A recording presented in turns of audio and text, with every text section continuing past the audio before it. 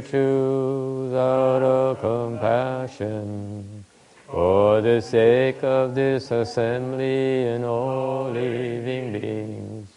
Please turn the wonderful Dharma wheel to teach us how to leave suffering, attain bliss and birth and death, and quickly realize non-birth.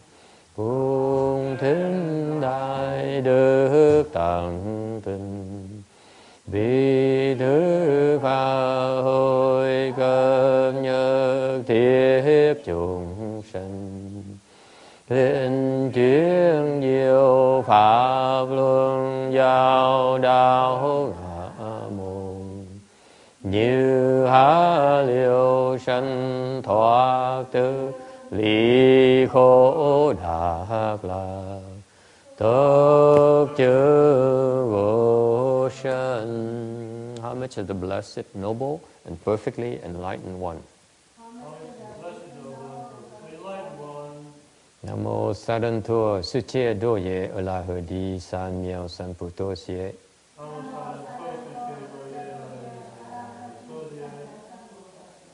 Nam mô Tát Đạc Tha Tô Ya Đa Ya A La Ha Đê Tam Miệu Tam Bộ Đà Tọa.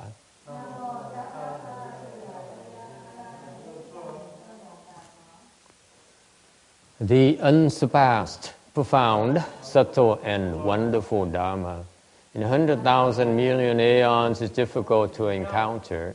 Now that I've come to receive and hold it within my sight and hearing, I vow to fathom the thus come one's true and actual meaning. Wu shang sheng sheng wei jiao fa bai jie wan jie nan zhe yu wo jin Thiên文的手指眼界如来真实义. O Buddhas and Bodhisattvas, Venerable Shenhua, Venerable Bhikshunis, Venerable Shamini, all good advisors of Amitabha. Chư Phật Bồ Tát, kính thưa quý sư cô, kính thưa cô Sa Di, kính thưa quý vị thiện tri thức A Di Đà Phật. Chú Phật Bồ Tát, sư phụ sang trần, sơ vị bị chiêu này, vị sa mì này, vị sang trí sư Amitabha. Okay, let me make a correction here. It's not hold, it's maintain. This is the wrong thing that we always did, and we never corrected it properly. To maintain. It's not to hold. We maintain the Mahayana teachings. That's what we are doing. Mình đang tôi sửa cái chữ tiếng Anh, tại vì thọ trì tức là trì giữ, tức là giữ nó. We maintain it so that the knowledge passes on to the next generation. Mình trì để mình chuyển cái sự hiểu biết, cái trí huệ cho cái đời sau. Turn on the heater so that people are comfortable. Okay? Make sure that the Venerable Bhikshuni is warm, because the temple is a little bit cold. Turn on the heater for her, please. Để vặn máy lên cho nó ấm tí, tại vì cái chùa này quen lạnh rồi, chứ cô chúng tôi cái chùa thứ nhất nó cũ thành không có máy sưởi, thứ nhì nữa là quen lạnh rồi, tại cái lạnh nó thuận tiện cho để mà luyện thiền. Lạnh thì mình mới chú tâm nhiều hơn. Okay. What we're doing is to share and discuss the sutra knowledge, the Buddhist teachings knowledge. So what we try to do is I share my understanding of Buddha's knowledge so that the next generation understands it, and that's how we maintain Mahayana. Mình đang nói dùng cái chữ trì giữ, có nghĩa là mình giữ nó lại.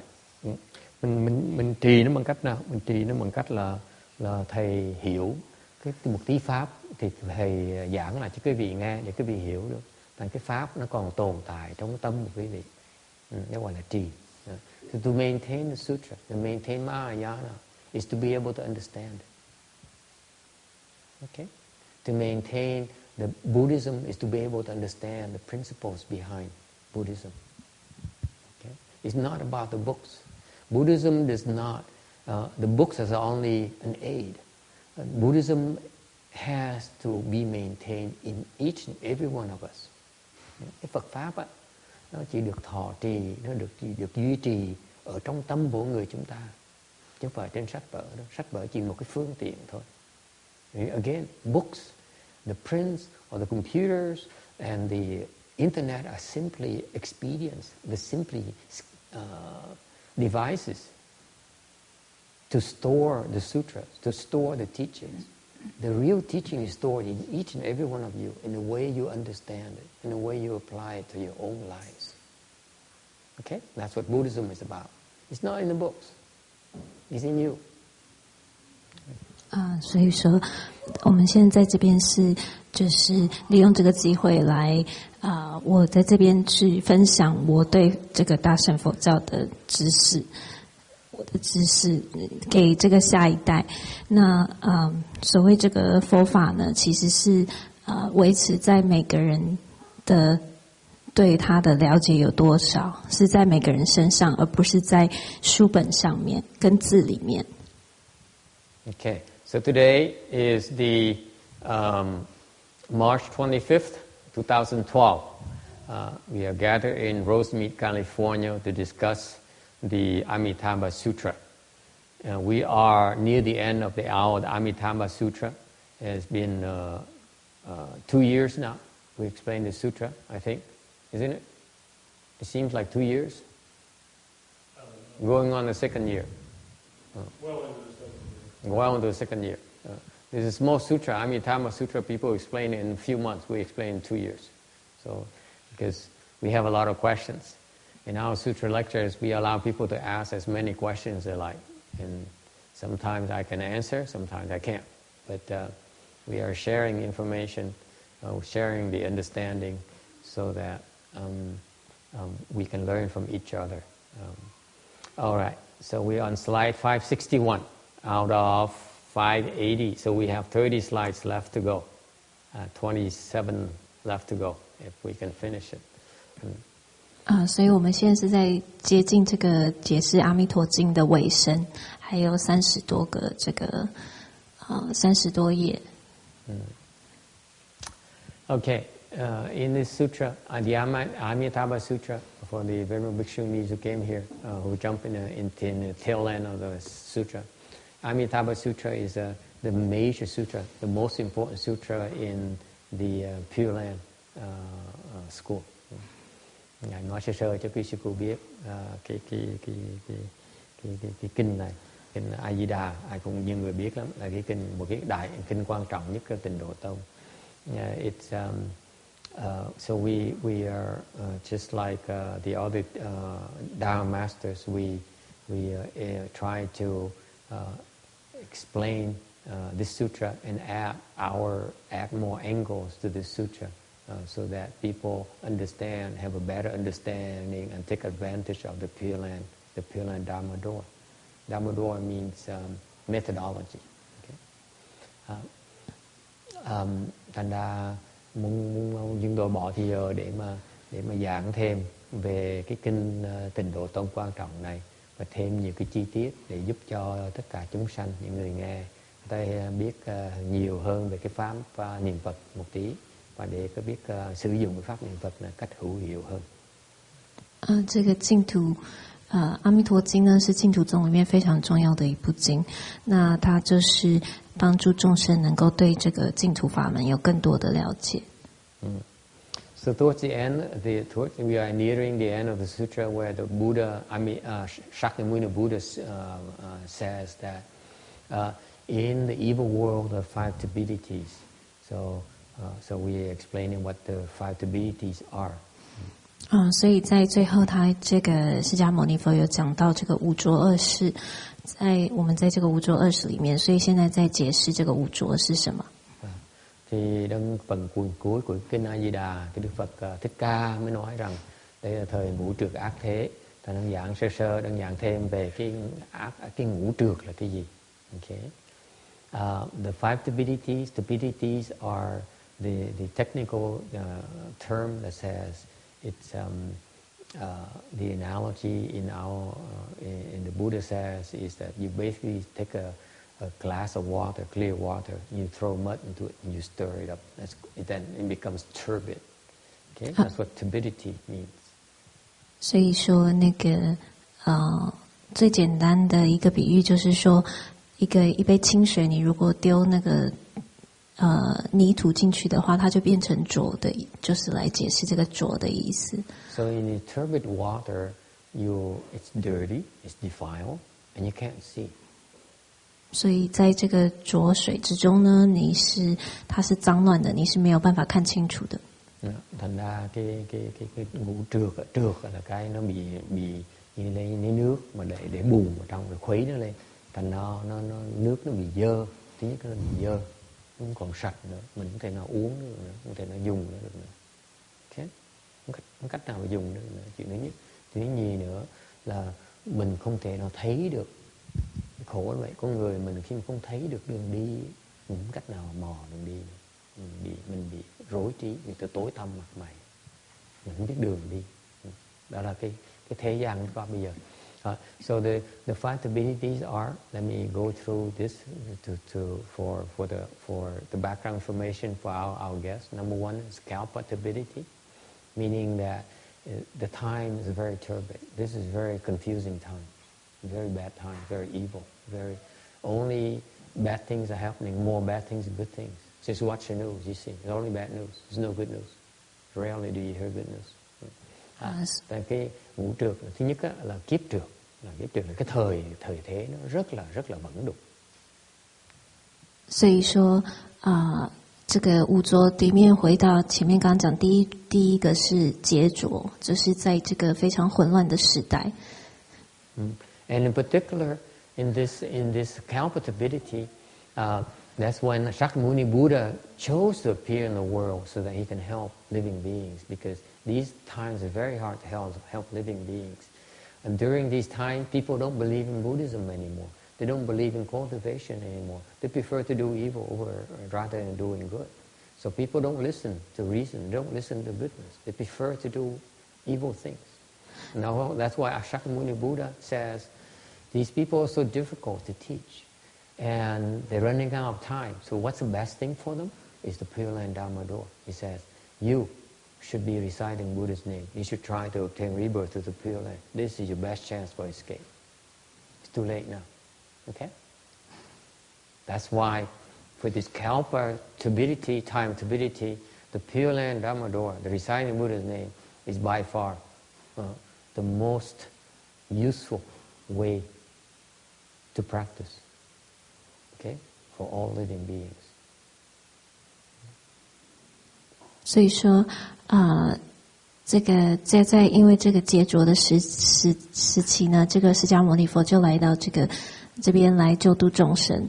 那众生呢，就是在这个时候只宁愿作恶，他们不相信修行以及不相信佛教，所以说他就跟众生说，你们应该要念佛。那往生净土呢，是对你们来说是最好的事情。Thành trong cái thời kiếp trược là cái thời thế nó rất là khó khăn, nó rất là vẩn đục, nó rất là ác, dân chúng sanh nó rất là ác, thiên ác hơn là hướng thiện. Thành ra cái thời buổi nó khó khăn dễ sợ. Thành Đức Phật Thích Ca Mâu Ni mới chọn xuất thế để làm cái gì? Để khuyến khích chúng sanh nên tìm cái cách vãng sanh đi. Okay?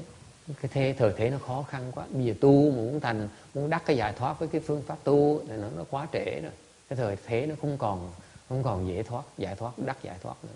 Thành tốt nhất là tìm cách vãng sanh qua bên cõi Tây phương cực lạc, thì để mà đắc đạo nó dễ dàng hơn nhiều. Thì ý nghĩa là vậy. Ý nghĩa là Đức Phật chọn cái thời này để mà xuất thế, để mà nhắc chúng sanh như vậy. The question could be, you could ask, is how come the Buddha didn't teach it to, when he first came to the world, why didn't he teach it to the arahants, to the arhats, or the pratyeka Buddhas? And why did they only teach why wasn't it taught earlier to the Venerable Shariputra and Venerable Mahavajrayana and the other arhats? 所以说，他们这个释迦牟尼佛来到这世上，他们就问说，为什么他没有把这个东西教阿罗汉或者是教阿难？Thì có người có thể thắc mắc nói là tại sao Đức Phật mà dạy cái pháp Tịnh Độ Tông này mà không dạy cho cái đời trước, cái thời mà A Hàm, cái thời Phương Đẳng, không dạy cái thời đó mà là đi dạy là đời là những cái không chịu dạy cho những người A La Hán, những người Bích Chi Phật. Tại sao có cái sự phân biệt như vậy? The Buddha, Shakyamuni Buddha, he teaches. His teaching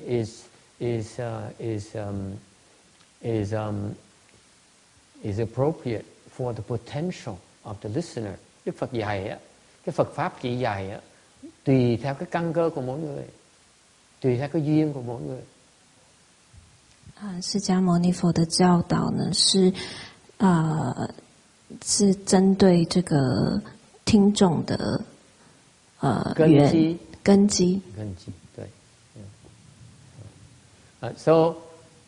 So at first he taught the Arhat Dharma and Pratyeka Buddha Dharma in order to help those people open the wisdom and transcend the triple realm. 所以他先教了这个阿罗汉以及辟支佛的法门，来帮助他们脱离三界。Thì nhiều khi mình bỏ một tí thời giờ để mình tự nhắc lại, mình coi thử cái Phật giáo tại sao nó dạy ra như vậy. Nó dạy ra như vậy tại vì đầu tiên Đức Phật dạy là để giúp chúng sanh đắc được A La Hán quả, Bích Chi Phật quả, là tại vì những cái người đã căn cơ, người ta muốn giúp cho thoát cái tam thế.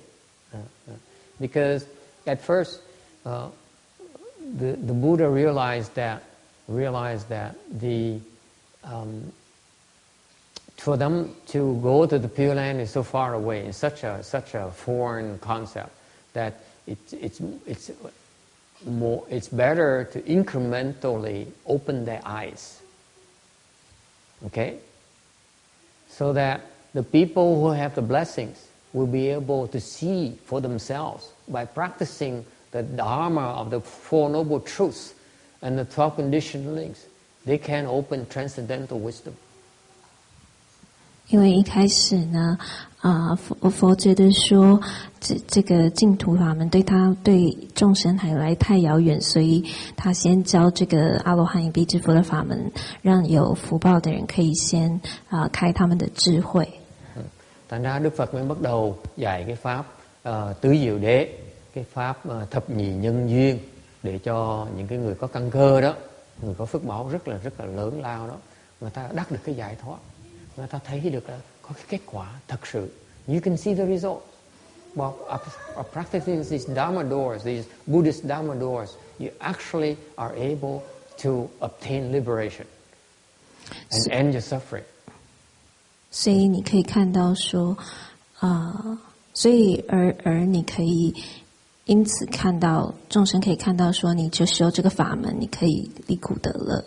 So at first, the Buddha is very, very wise. He needs to teach the people to show them that Buddhism is a step above the existing worldly Dharma. That's the wisdom of the Buddha. Okay? 所以佛的智慧就是让众生先看到说佛法是比较超然于世间法的一个法门。Thành Đức Phật á, một cái vị đại trí huệ, ngài rất là khéo léo. Ngài đem cái Phật pháp tới cái thế gian này, ngài mới nói là phải cho tất cả chúng sanh thấy, cái loài người nhân loại nó thấy, cái lời trời, người với trời thấy rằng cái Phật pháp á, nó cao siêu nhất, là cái pháp có thể đắc được giải thoát. Thành dạy một cái truyền một cái phương pháp để mà Những người với trời thành A La Hán quả, thành Bích Chi Phật quả, họ thực sự đắc cái giải thoát và họ liễu cái khổ, đắc lạc. Okay? So he trained a lot of his disciples, to accomplish arhatship and pratyeka Buddhahood very, very quickly. 所以他训练了很多他的弟子们，证的这个阿罗汉果以及比支佛，非常快。This great number of disciples then are his constant companions to show the world that if you practice Buddhism, you can be like this. You can reach his state. They cannot see the Buddha, but they can see these arhats. Đức Phật khéo léo lắm. Thành dạy đệ tử thành đắc A La Hán quả rồi thì họ mới tùy tùng Phật đi khắp mọi nơi để tất cả mọi người thấy rằng tu theo Phật theo Phật giáo có kết quả nó lớn lao như vậy, chứ không phải chỉ riêng Phật mới là tu được đâu, nhiều người tu cũng được như vậy.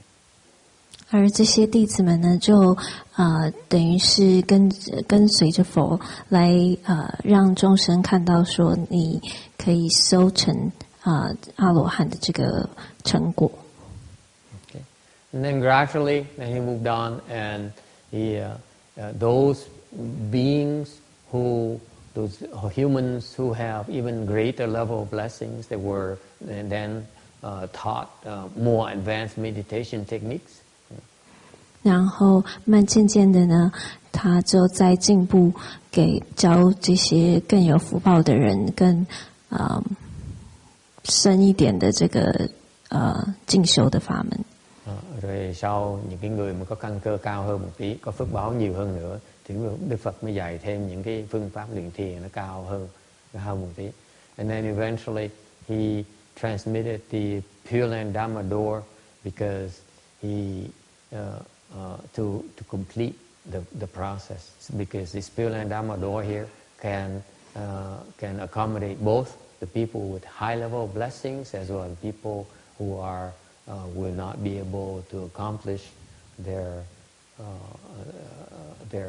cultivation this lifetime. 然后接下来他就传授了更高的法门来帮助不同根基的众生。Từ từ Đức Phật mới dạy, cuối cùng Đức Phật dạy cái pháp tịnh độ niệm Phật này để giúp chúng sanh có hai loại thượng căn cũng như loại hạ căn, thì có cái phương pháp nó viên mãn, là những người mà thượng căn có thể đắc giải thoát kiếp này, người hạ căn thì đắc giải thoát kiếp sau. Đó là cái ý nghĩa của cái tịnh độ tông. All right. So that's the kalpatability, that's the first ability. Number two is the viewtability. Cái thứ nhì là kiến trược. 第二个是见着。Meaning that the living beings have prejudices and have erroneous views of the world, and that's why they commit evil and do not wish to do good. 就是说众生都有偏见，所以他们才会都有偏见以及他们的迷惑，所以他们才会作恶。So là cái kiến trược là cái thời thế này là chúng sanh có những cái thành kiến, có những cái cách nhìn mà nó sai lầm, mà không biết là sai, mà tin mà nghĩ là đúng. Thành ra vì những cái quan niệm nó sai lầm như vậy, những sanh mới tạo nghiệp, mà không chịu làm thiện, cần sống một đời thiếu đạo đức. Okay, and the third turbidity is affliction turbidity. 第三个是烦恼浊。cái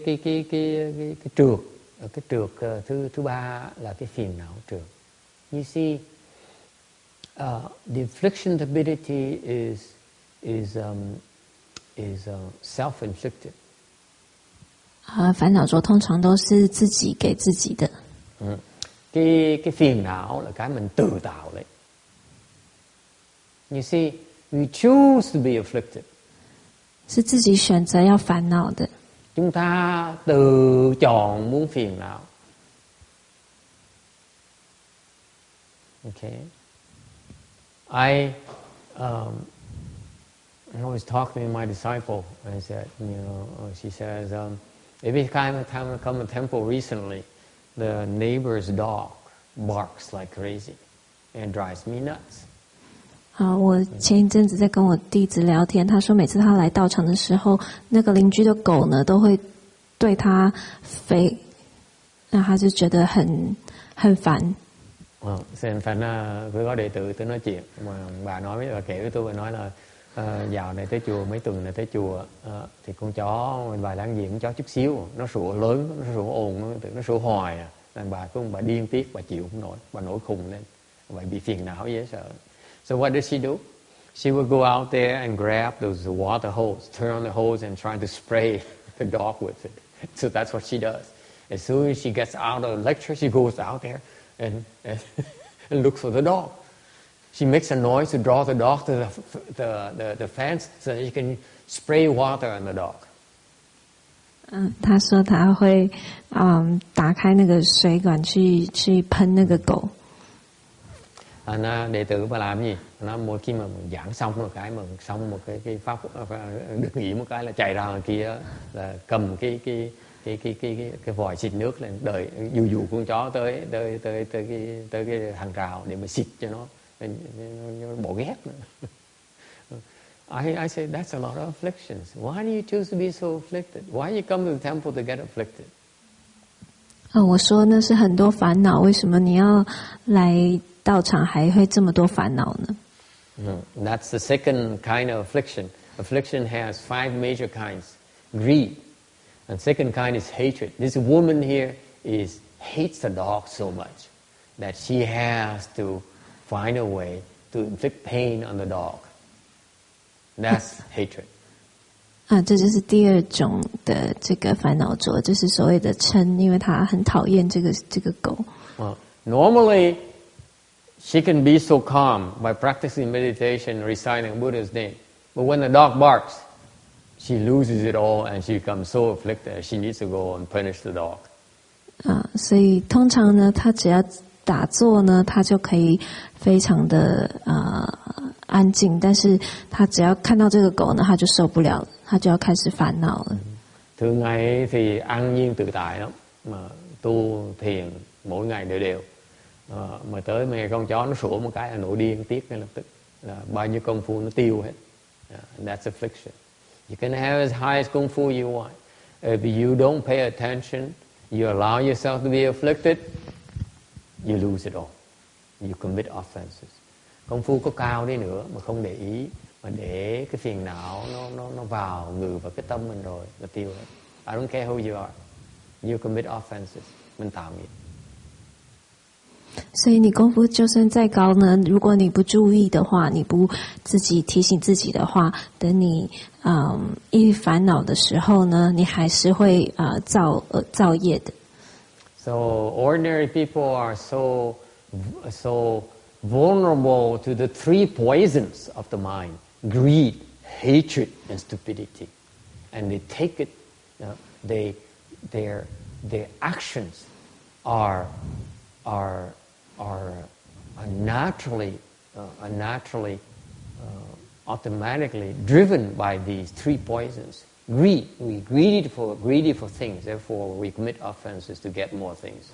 We hate, we indulge in hatred, we indulge in anger, and then we do stupid things. 所以这个贪嗔痴呢，是这个一般凡夫最大的弱点，因为我们都没有办法，我们都会沉溺于他们，然后让我们做这个愚痴的事情。What is the nature of stupidity? 这个吃的这个吃了sao? What's the nature of stupidity? 吃的本性是什么？ You fail to see the consequences of your actions. That's why that's why it's stupid. 你没有办法看到你的行为的后果。Si có nghĩa là mình không thấy cái hậu quả của hành động chúng ta. You only see the current benefits you're getting For example, you go and rob a bank. You only see the money that you can get from the bank. But you don't see the consequences of committing or breaking the law. That's stupidity. Okay? You're only focusing on the short-term benefit and lose sight of the long-term consequences, the serious consequences long-term. That is stupidity. 就是你只看到你眼前的净利。举例来说，像你去藏银行，你只看到你会得到的那些钱财，你没有看到你之后的后果。Okay, quý vị hiểu không? Cái si là cái gì? Cái si là mình không thấy cái hậu quả, mình chỉ lo nhìn tới cái lời tạm bợ thôi, mà không nhìn tới cái hậu quả lâu dài.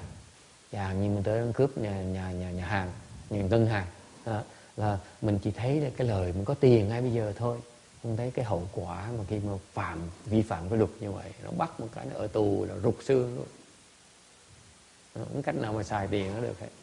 Thành đâu có dễ dàng như vậy, không chịu nhìn cái hậu quả, gọi là cái si.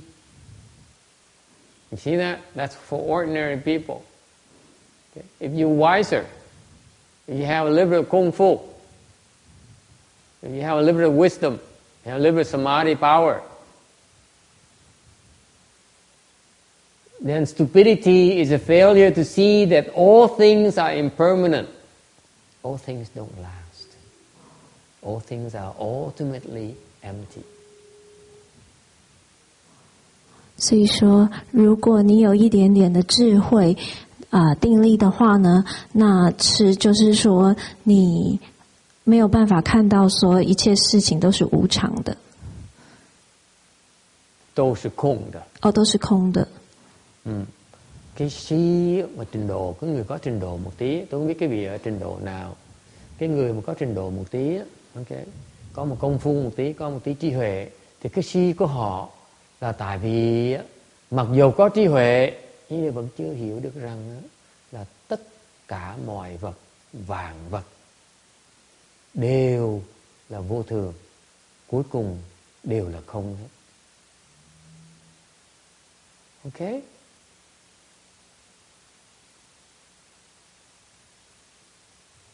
Any questions about that? Có ai thắc mắc về chuyện này không? Everything is empty. Nothing lasts. So why should we be attached to it? Nếu tất cả mọi sự nó đều là vô thường, tất cả mọi sự nó sẽ không có tồn tại lâu dài, thì mình chấp trước làm cái gì? Why are we so attached to it? It's because we fail to see they don't last. They are ultimately empty. Mình chấp trước vào cái đồ vật chất, mình chấp trước vào cái danh vọng của mình, danh tiếng của mình chấp trước vào cái lời khen. 既然一切都是空的，我们为什么还要这么执着呢？因为我们没有办法看到说他们其实是最后都会成空，都不永久的。Okay, you see that? Quý vị thấy không? Mình chấp trước làm cái gì? Why are we so attached to all these material things? Why are we so attached to fame? Why are we so attached to let's say for people like me, is disciples. Disciples is just a burden. That's all. Đệ tử chỉ là gánh nặng thôi. Why so attached to your children? Huh? Let me ask you, why are you so attached to children? They are only burdens to us. All they want is take from us. True or not? Oh, you mothers and fathers, parents, isn't that true? 为什么我们这么执着？ What? 执着于我们的孩子们。 Is the return higher than the investment? Oh, then you're losing out. That's my point. Children tend, as a rule of thumb, children take more from you than give to you. The Buddhist has a saying: children are your debtors, your creditors. They're coming to collect. 你的孩子们是你的这个佛教来说是你的债。So this gentleman here says, doesn't mean you shouldn't have children, even though they collect from us. It's okay to have children. Doesn't sound very wise to me. 然后他Tax 说，这样并不代表你不能有小孩啊。A selfish point of view? Okay, one person claims that it would be selfish not to have children. Anyone agrees or disagrees?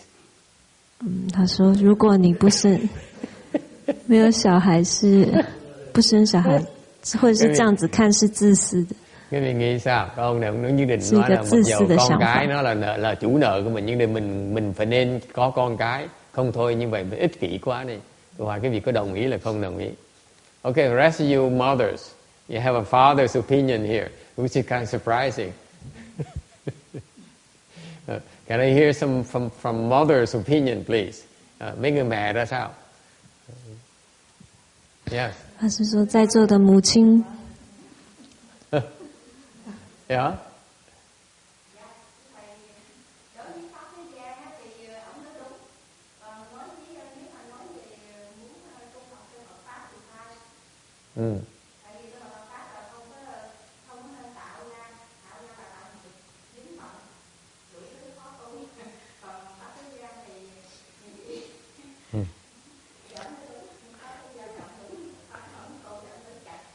She's very polite. She says, from a worldly perspective, you're right. Okay? But from a Buddhist perspective, then you're wrong. Because then you're impossible for you to practice. Isn't that right, Janice?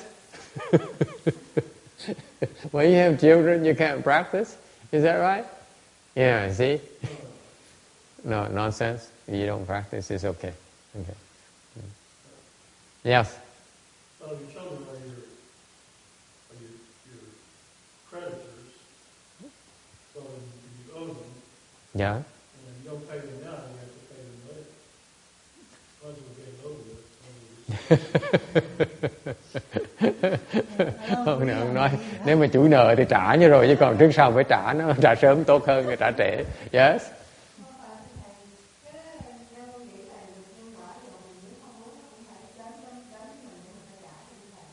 So according to the law of cause and effect, if we owe them, when they come, there's nothing we can do.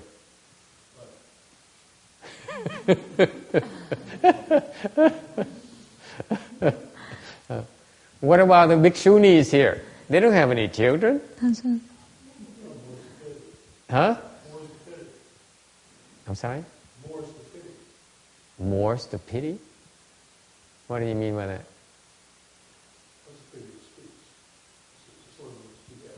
Oh, too bad.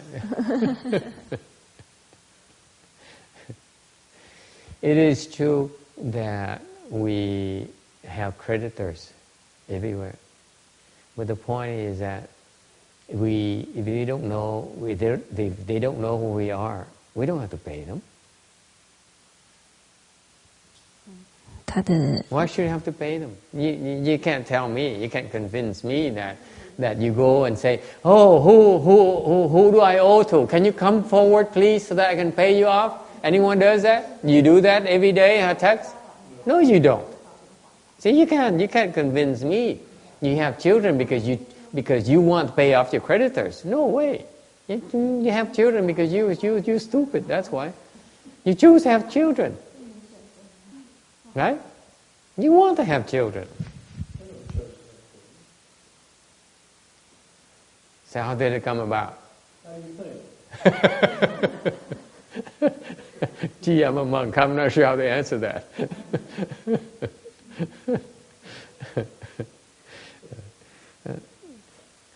Đừng có nói, ông đang nói là mình chủ nợ nó tới, tôi nói vấn đề chủ nợ chứ đâu phải ai cũng nói là hô hào, nó ai muốn tôi nợ ai làm ơn tới để tôi trả nợ giùm, đâu có chuyện đó đâu. Mình ai cũng đi, mình cũng trốn thấy chủ nợ mình chạy chứ mấy, mình chạy tới đòi trả nợ đâu. Có ai muốn tự động trả nợ không? Không có tôi á, không có trả nợ đâu.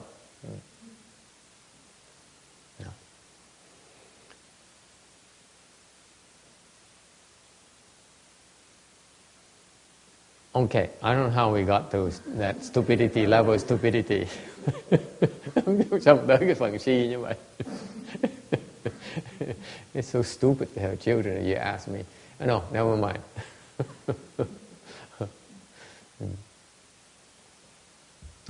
Children are the results of our sexual activity, which is an act of ignorance. It's a product of ignorance from a Buddhist perspective. Isn't that right? Về về phương diện Phật giáo, con cái tại vì nó là cái sản phẩm của cái vô minh của chúng ta. Thành chúng ta phải chịu khổ vì nó. Therefore we deserve to suffer for them because you're stupid. Okay? I don't care how you slice it. They come about because our stupidity, and therefore we have to pay for it. Someone has to pay for it. Okay? Mình cái vì vô minh mình tạo ra chúng nó thì mình phải trả cái nợ vô minh của mình, phải chịu cái hậu quả đó, đúng không? Làm chuyện tầm bậy cái đòi chạy hoặc đâu, you cannot keep on running away for your stupidity. You can't. Okay? You pay. All right? Okay. Even so, the Buddhists still thinks, still are, the better Buddhists are willing to pay for it. Okay. The better Buddhists will not run away from their creditors. That I need to clarify that. We do not advocate running away from our creditors. Okay. Quý vị nhớ cho rõ dùm nghe. Phật Pháp không khuyên quý vị trốn nợ nhé. Okay. Nợ mà duyên nó tới mình phải trả. When the conditions arise, you need to pay off our creditors. It's not a problem with Buddhism. Okay. All right. Please don't get me wrong. Don't think that this monk here is advocating you should not pay off your debts. We do. If you cultivate, is to pay off your debts. Cái tu hành đó là trả nợ. Don't you think? You cannot cultivate unless you pay off your debts. Mình muốn tu, mình phải trả nợ. Mình chạy không được. You cannot run away from it. Okay? All right. The fourth kind of affliction. Are you translating in Chinese? 就是你没有提倡叫你们不要还债，还是要还债。Very good. Nói cả nửa tiếng đồng hồ, dịch có một câu.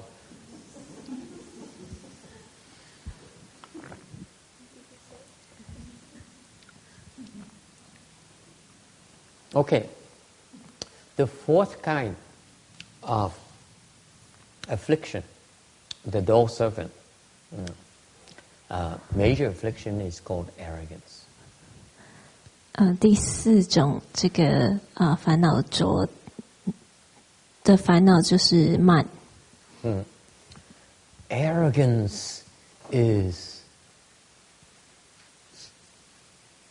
the way we are in this era. Cái thời thế này chúng sanh ai cũng là ngạo mạn. 慢是这个现在世间众生的一种基本的样子。Why is that? Tại sao như vậy? This is not my words. Okay, I'm quoting the Buddha now. Shakyamuni Buddha. Okay, I have some couple of bhikshunis here, so I have to be very careful. 为什么呢？Ngày thầy phải nói đây là lời của Phật, không phải lời của thầy. Tại có hai sư cô nên thầy phải cẩn thận một tí. This is what the Buddha said. Now everyone is starting to giggle on. The women are starting to giggle. Mấy phụ nữ bắt đầu tủm tỉm cười rồi. This is what the Buddha said. He says, in the Dharma ending era, Đức Phật nói rằng trong cái thời mạt Pháp đó, okay, women are particularly arrogant. 他说这是这个佛说的，我要说这个佛说呢，在末法时代呢，女性们尤其是慢的、傲慢的，很傲慢的。Isn't that right?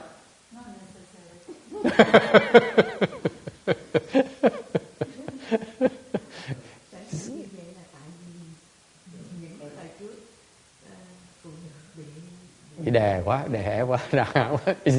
It's because in the prior eras, women, she says, Miss Vedan Bhikshuni says, in the prior eras, women are so oppressed. Now it's their time to make up for it. 他说，因为在上一个世纪呢，女性被压抑太久了，所以他们现在。It is the Buddha said in the Dharma ending age, the women are arrogant. Why? Because men are not as good as women. 因为 men are inferior on the average. 因为在末法时代，这个女性是比男性强的。You begin to see now, like on the average, women are making more money than their husbands. Pretty soon they will be, yeah. Statistically, in England, yeah. So it's within this decade it will happen. Really? Yeah. Women will be making more money in every profession. In every profession? That there is. We'll be making more money by the end of the decade. I find it hard to believe. That's what they say in England. I'm only talking about husbands and wives. In general, the wives have better jobs now, better educated, make more money than the husbands. You know that? That's the average now. That's the case nowadays. That's all I'm saying. I find it hard to believe that women of the same profession can make more money than men. It's not the case yet. It's very far. We're still very far from it. Very, very far, because still there's so much discrimination against women in the professions. So you will not find equality in pay or recognition. But within the marriage, I'm finding that the women tend to make more money than men, than the husbands.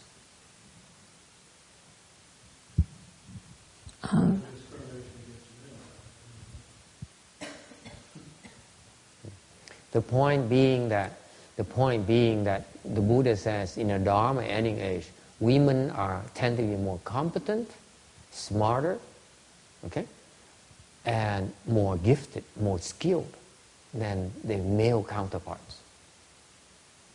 He predicted that already. That's the nature of Dharma ending era, by the way. The women are smarter and more talented than men on the average. Okay? That's what the Buddha said. That's why they become arrogant, because they look around and see men are not as good as they are. It's justified. I'm not saying it's okay. I'm just saying it's justified. Are we still okay? No.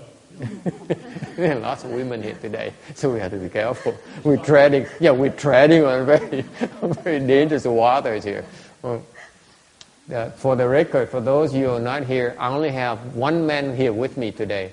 So I'm awfully cautious. And I have 1, 2, 3, 4, 5, 6, 7, 8, 9, 10, 12, 13, 14, 15 women here against one.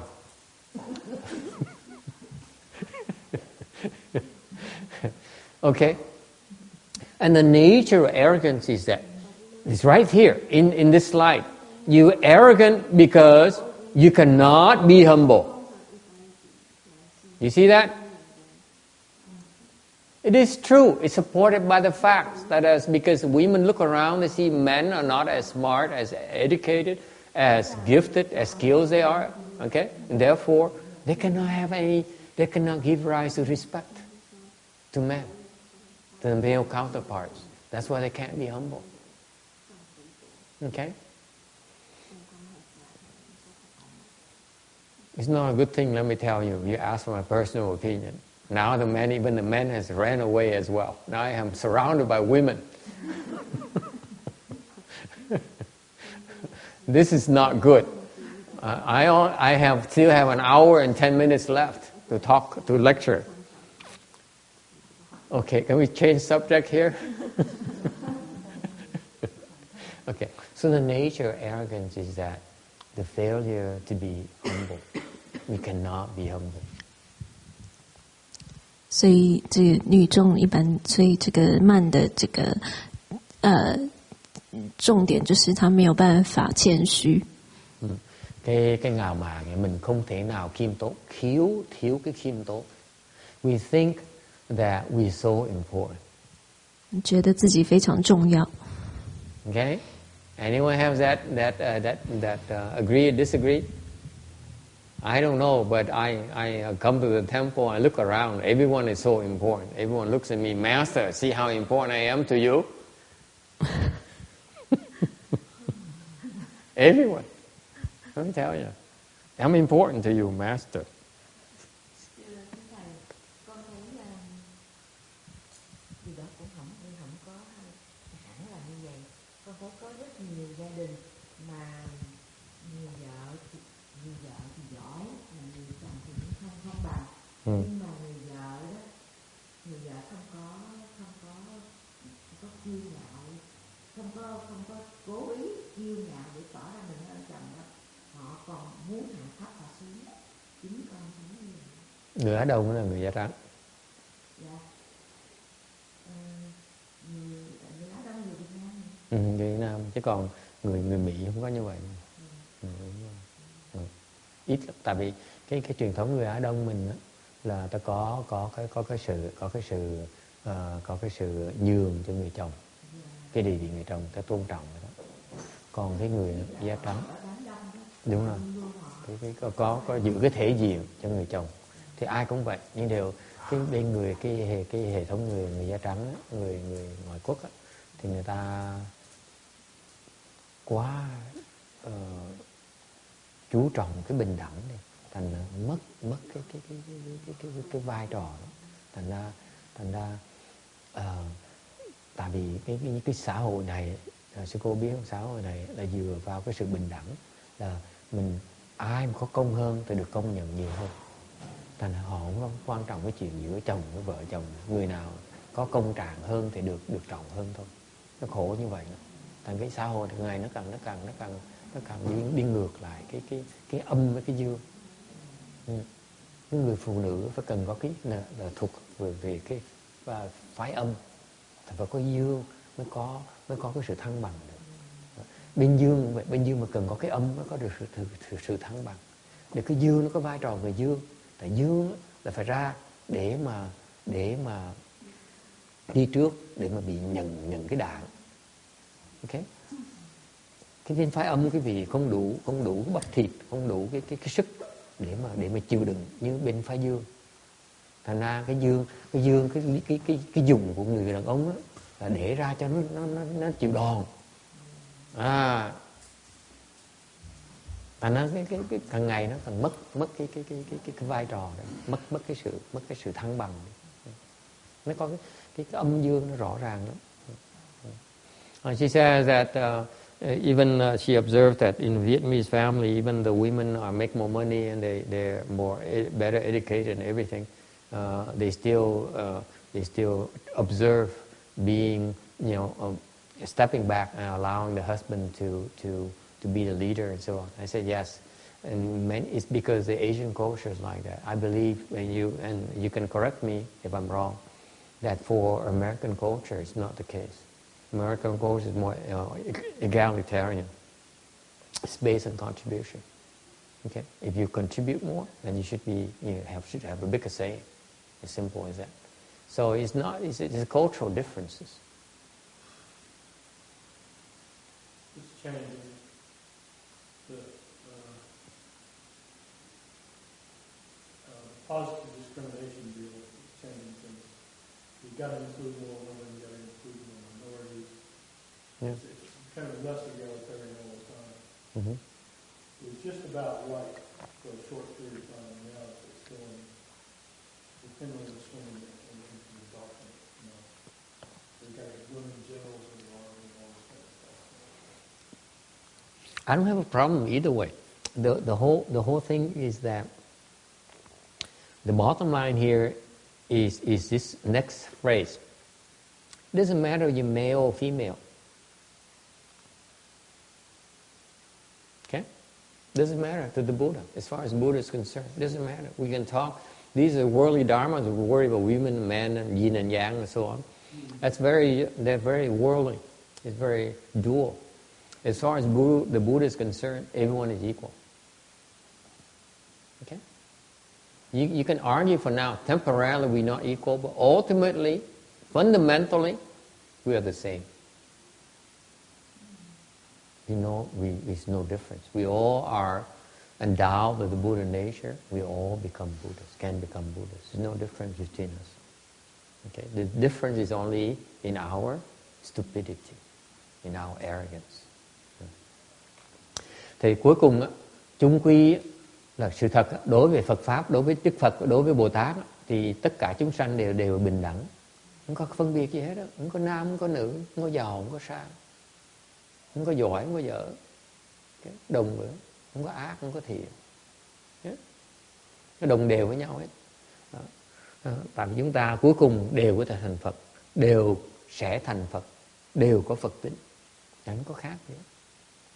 Cái khác chỉ là cái ngạo mạn của chúng ta thôi. Any questions about this? What happened to my Chinese translator?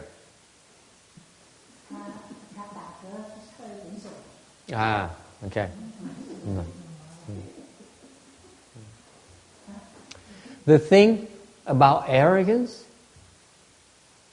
is you need to pay attention to this. Arrogance is to I don't know how you would manifest how arrogance, how you see arrogance manifest, but I see as being thinking yourself too important. Okay? Cái tôi thấy cái ngạo mạn nó lộ ra bằng cách là nghĩ là mình quan trọng quá.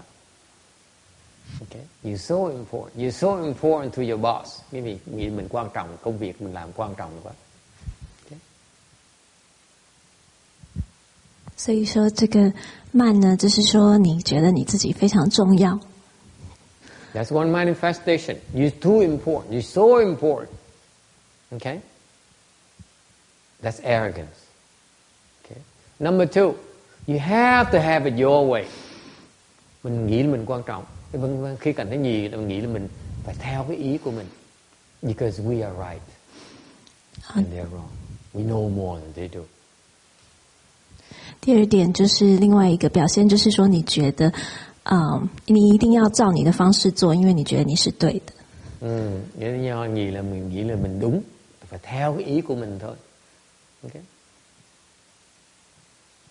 Anyone else want to share how they perceive arrogance? Có ai muốn nói thêm về ngạo mạn là gì nữa không? 有沒有人要分享他們的？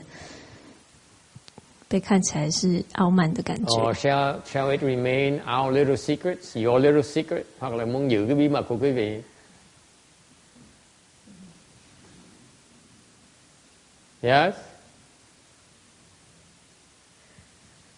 Okay, we'll move on then, I guess. Okay, number 5. This is number 5. Cái thứ 5. Okay, cái phiền não thứ 5. Is to doubt, là nghi.第5是疑。Okay.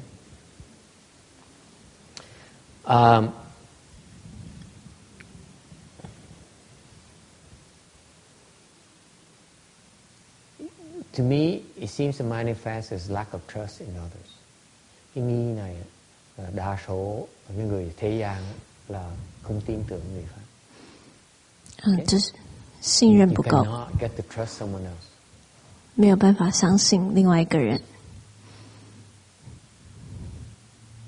I don't understand why people are so skeptical of others. 為什麼？我不懂為什麼人們都非常的懷疑。Why can't we believe in others? Please explain that to me. Why is it we can't believe in? If I say you can't believe what people are telling you. Cái tôi không hiểu là sao mình không thể nào tin cái lời người ta nói mình. You find that you can trust what others tell you. Raise your hand. Cái người nào người nghĩ là người ta nói gì mình tin đấy. Anyone is like me. I believe everything I'm told. 你們就是非常容易相信別人的舉手。只要人家You don't believe everything. 人家講的話你都信的話，举手。 I do. I do believe everything I'm told. Cười. You women are so bad. For the record, all the women were giggling and laughing today. The men have this. This is terrible.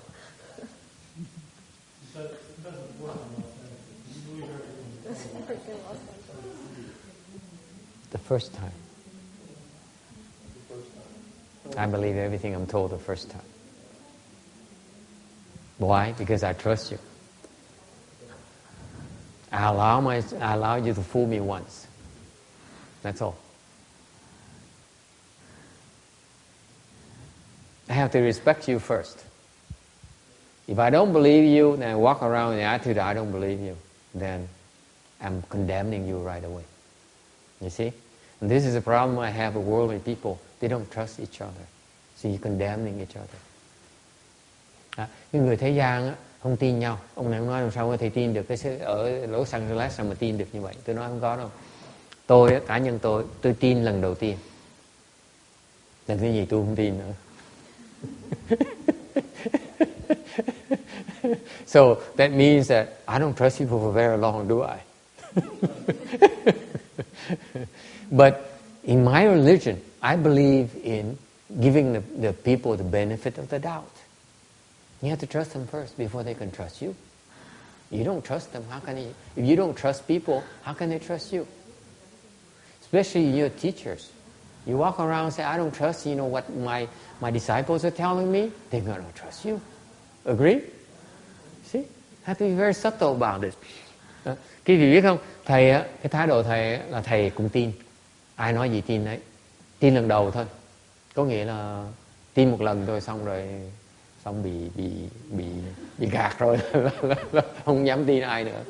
Nhưng đều tại cái cương vị thầy nó khác cái vị ở chỗ đó. Tôi làm thầy. Mà nếu như tôi á, mà không tin ai á, thì ai mà tin tôi bây giờ?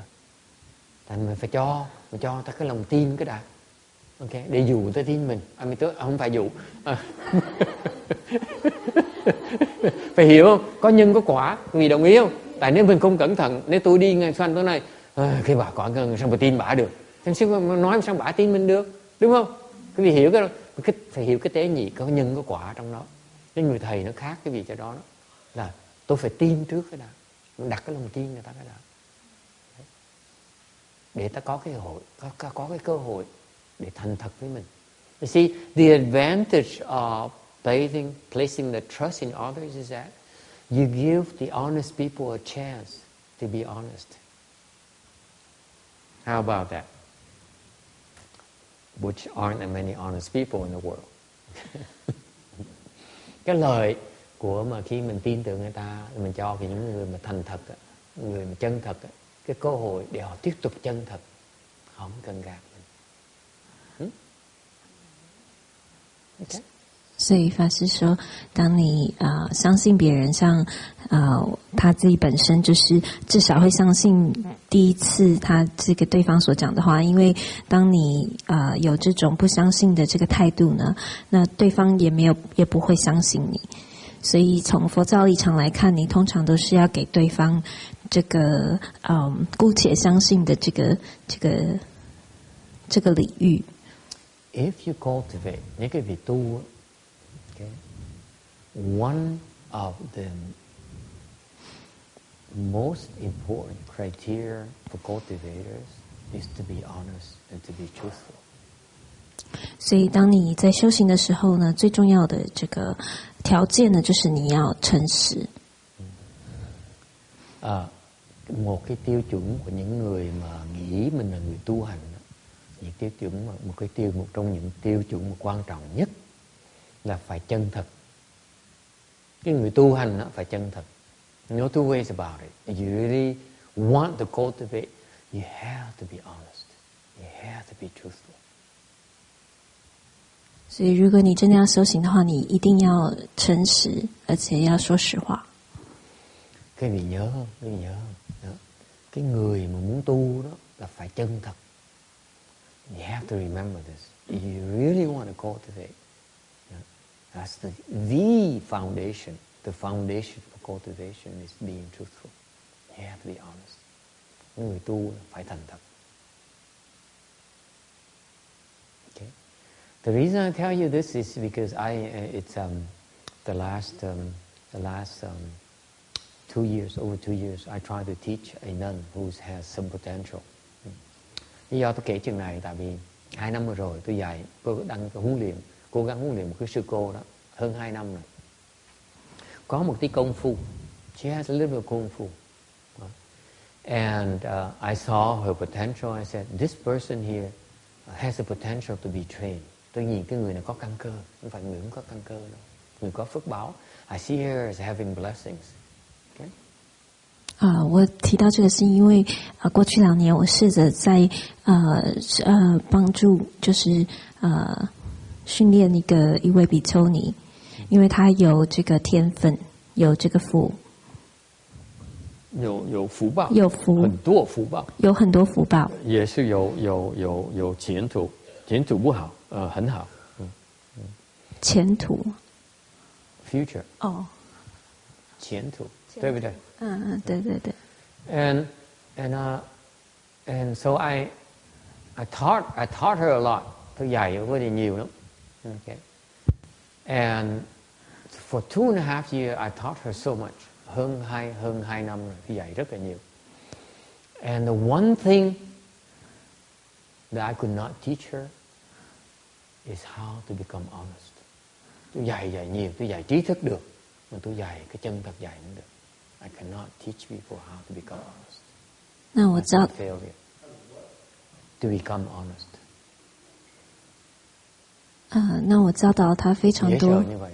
I can teach you knowledge. I can tell you how to do the 49 days. I can tell you how to recite the Buddha's name. I can tell you how to meditate. I can tell you how to hit the woodfish. I can tell you how to hit the bell. I can tell you how to explain Dharma. But I cannot teach you how to become honest. Dễ sợ. Tôi có thể dạy cái gì nhiều lắm. Tôi dạy cái gì giảng kinh. Tôi dạy cái gì thiền. Tôi dạy cái gì niệm Phật. Tôi dạy cái gì đánh chuông, gõ mõ. Tôi dạy được tất cả. Okay. Đều tôi không thể nào dạy cái gì thành người chân thật được. Dạy người này không được. Người nó láo, dễ sợ. She's a liar. She's a compulsive liar. Nó láo. Nothing. Hơn 2 năm trời tôi kiếm đủ mọi cách để mà dạy. Tôi nói con cố gắng này. Cái tương lai nó sáng lạng dễ sợ. Có những cái pháp nó tuyệt vời. Cái pháp của thầy là pháp chân thật. Cứ nói dối hoài. Đùng mà cái lòng tham nó nổi lên một cái nó láo ngay lập tức. So I would tell her, you know, this Pureland, the recitation, Buddha recitation Dharma we have is one of the best. The chant we have, the meditation techniques we have is one of the best. Okay, the teachers we have, is the heritage we have from my Chinese teacher is one of the best. Okay, there's so many wonderful things you can learn from me, from this temple. Okay, and you have that. I tell you, the one requirement we have here, the foundation of our Dharma is honesty. Okay, and the moment that she sees is to her advantage, she lies to gain advantage. It's automatic. Dễ sợ như vậy. Lòng tham nó nổi lên một cái nó láo ngay lập tức.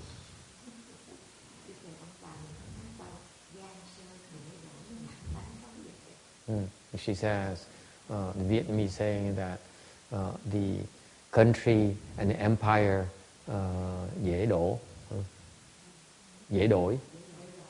You can change it, you can acquire it, but the human nature you can't change. It's very hard to change.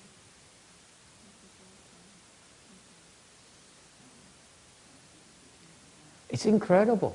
So I watch and and this person she lies. The first chance she has, she lies. She cannot be trusted. I tried and tried and tried. Mấy năm trời, hơn 2 năm trời, cố gắng mà dạy, cố gắng mà thuyết phục. Dù nó đủ cách hết, nói là cái lời nó lớn không, tự con không cần tham mấy cái đồ lắc nhắc nó làm cái gì. Đùng cái là nổ lòng tham một cái nó lao ngay lập tức. Con người đó không thể nào tu được. These people who are dishonest, they cannot cultivate. Forget it. So I'm telling you, okay? I'm reminding all of you, if you want to learn the Dharma, the Buddha Dharma, you have to be honest. You want to cultivate the Dharma, you have to be honest at all costs. Thành nhắc quý vị biết, muốn học Phật Pháp, muốn tu Phật Pháp, thì cái điều kiện là quý vị phải thành thật. Không thể nào tu, không thể nào học cái Phật Pháp mà gian lận được. Mấy cái loài gian lận, mấy cái loài không thể nào tu hành được, vui.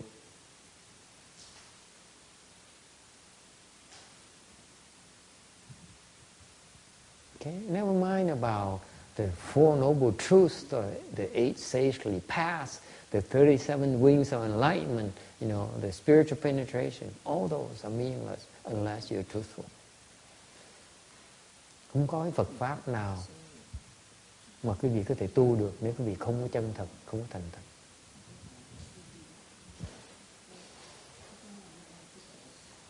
Okay? Okay? Why is that? Tại sao như vậy? Why?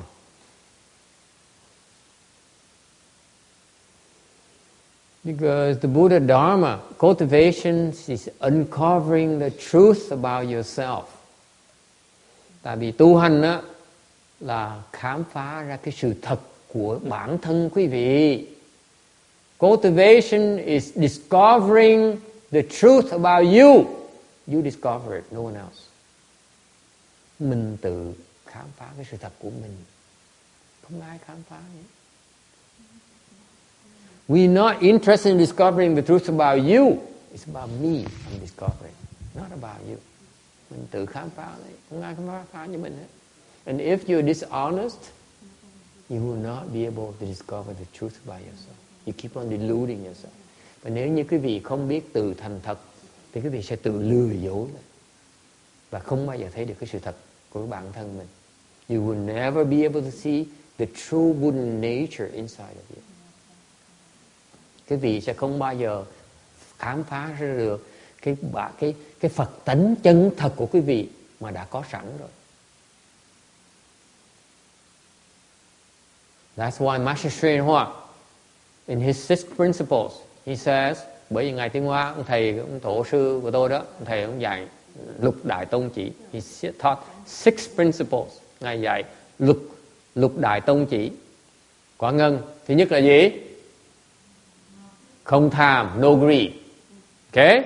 Thứ nhì, không tranh. Một trò ông Tiến Hóa đó. Cái bài này là một trò ông Tiến Hóa đó. Không tranh. Number 1, no fighting.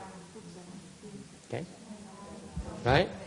宣化上人6大种子，第一个是不争。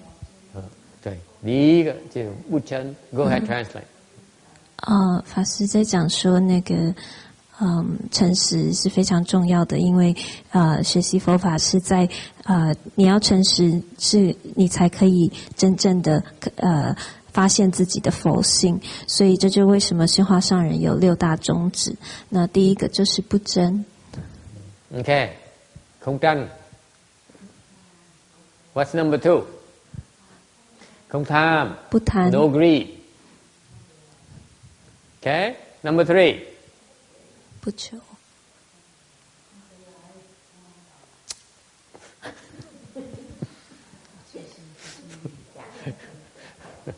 Thứ ba là gì con ơi?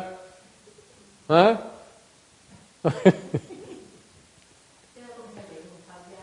Không thì thời gian nữa, con phải luyện cái đã, con phải luyện lục đại tông chỉ. Ông thầy chỉ dạy có 6 cái thôi mà, con để con về con luyện cái đã. Her teacher, Venerable Shen Hoa, only taught 6 great principles, and he said, "Let me research some more." 6 things she can't even remember. Huh? Number 3 is no seeking. Không cầu. 不求。Không cầu. Okay? Number 4.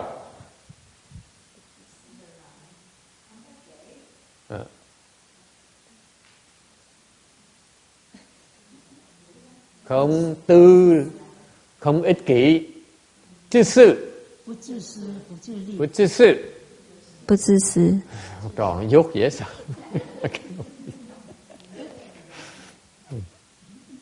Thứ tư là không ích kỷ. Okay? No selfishness. No selfish. Number 5.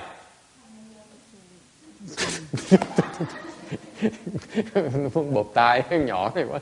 I feel like give him slapping the face. That's what I feel like doing. Number 5 is no self-benefit. Okay? 不自利. 不自利. 不自私, 不自利. And number 6 is?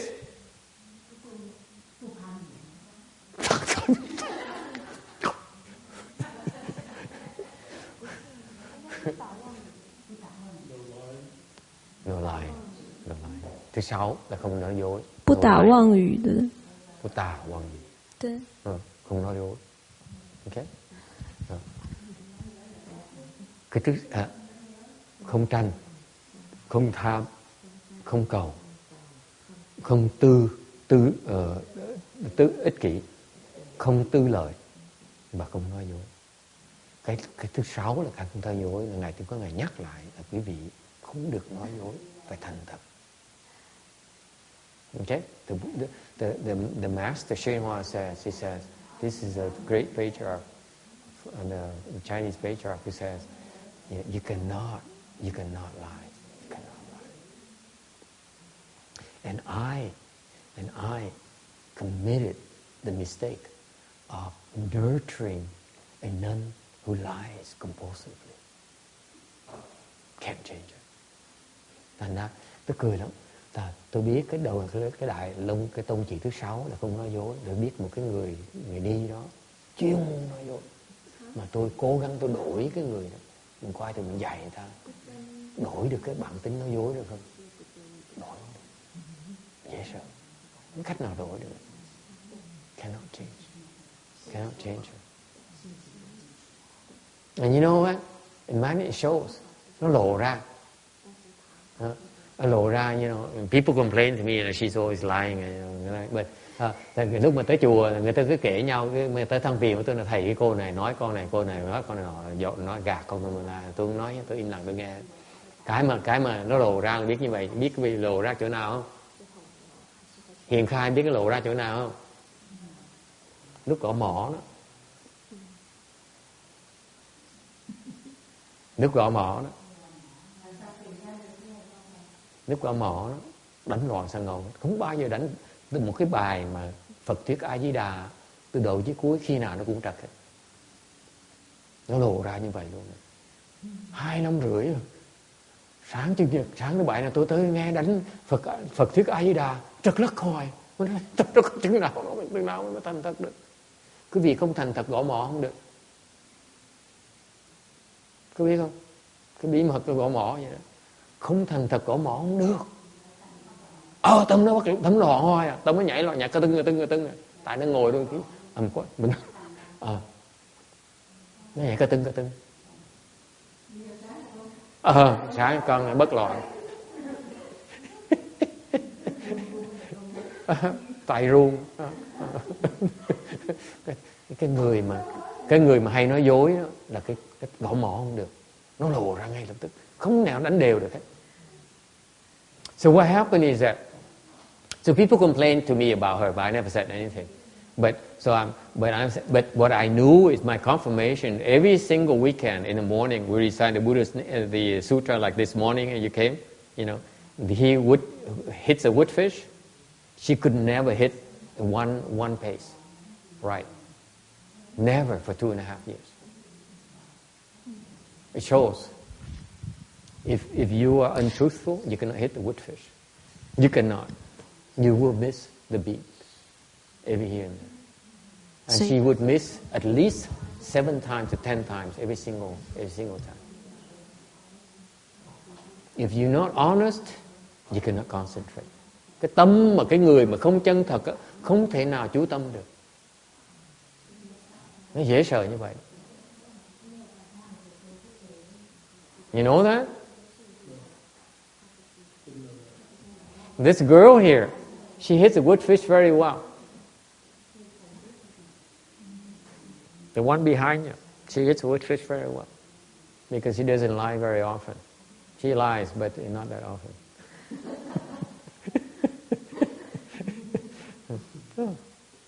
If you specialize in lying, you cannot hit the wood fish. It's a very dangerous thing. Đó. Quý vị biết không? Cái người mà nó lâu lâu mà nó dối á, đánh gõ mỏ còn được. Còn người mà chuyên môn nó dối, gõ mỏ không được. Gõ mỏ không được. Không cách nào mà gõ mỏ được hết á. Hai cái cô kia mà gõ mỏ tôi biết là tức nó lộ cái tính ra ngay lập tức.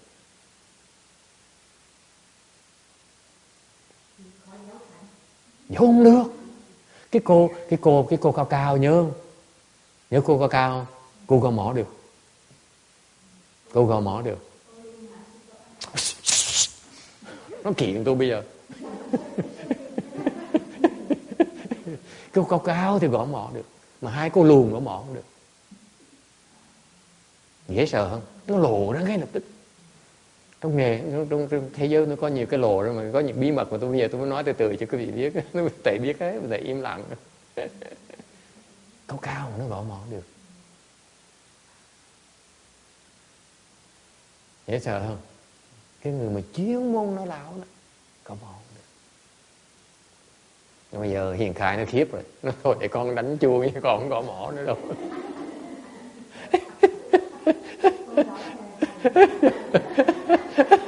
Ông thầy ông ác lắm. Ông thầy lâu lâu đứng lên gõ chuông từ bên kia gõ mỏ ra sao thôi.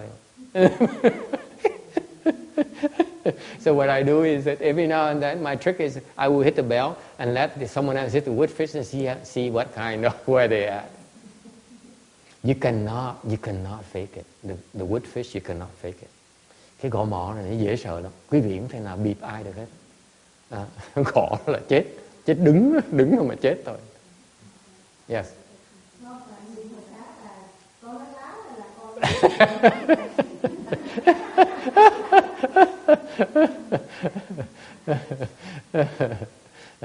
Nếu mà cái tâm mà người mà không nói láo thì từ từ sẽ gõ nó đều. Còn người mà chuyên muốn nói láo gõ không cách nào nó đều hết. Ok. Tại tâm khi mình gõ mỏ nó mới bị tán loạn. Có nhiều khách tới này nọ thì tâm mình nó tán loạn. Thành lâu lâu thầy phải gõ chắc lại tâm con nó tán loạn mà con không hiểu gì hết. Tại sao ông thầy ông thọt qua làm cái gì? Nhắc lại con biết tâm con đang tán loạn.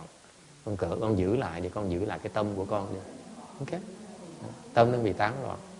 Nhớ giữ lại cái tâm, đừng để nó tán loạn. Người ta đang cười mình. Còn cái người mà chuyên môn nó láo nó nói gì nói không cách nào mà giữ được. Gõ hoài, cuối cùng lúc trước tôi gõ hoài, tôi cứ bên tôi gõ hoài, cuối cùng tôi không thèm gõ, tôi kệ cho mày điên, cho mày gian luôn. Không cách nào chữa rồi. Tôi không thèm gõ nó luôn. Biết rất nhớ không? Rồi tôi cứ gõ hoài không? Rồi tôi gõ để nhắc đó. Con giữ cái tâm con lại, con giữ tâm lại. Cuối cùng thầy 6 tháng rồi thầy không thèm gõ rồi, mày nó làm tôi bỏ cuộc rồi. Mày gian quá.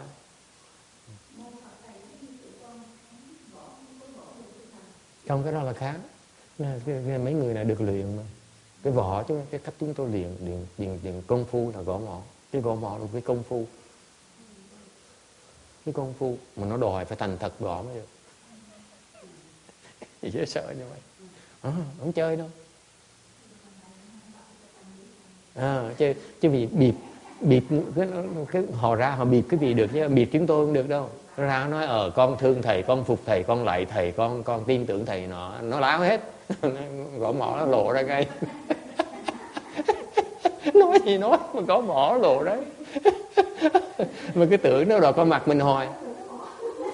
Nó tưởng nó qua mặt mình được không? Mình nói vậy ông cũng tin hết đó. Ông nói vậy con tôn thầy làm thầy, con phục thầy, con bỏ cuộc đời theo thầy, con phục vụ cho thầy. Nói ngon lành đó. Nó tưởng nói mình thầy cũng gật gà, thầy cũng cười khít mắt rồi. Thầy mà nghe nó gọi mò biết nó láo ngay lập tức.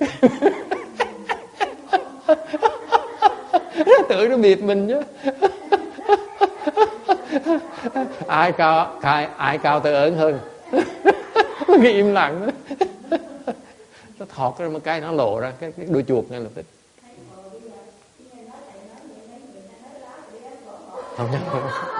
Không dám gõ mỏ đâu, không dám gõ mỏ đâu.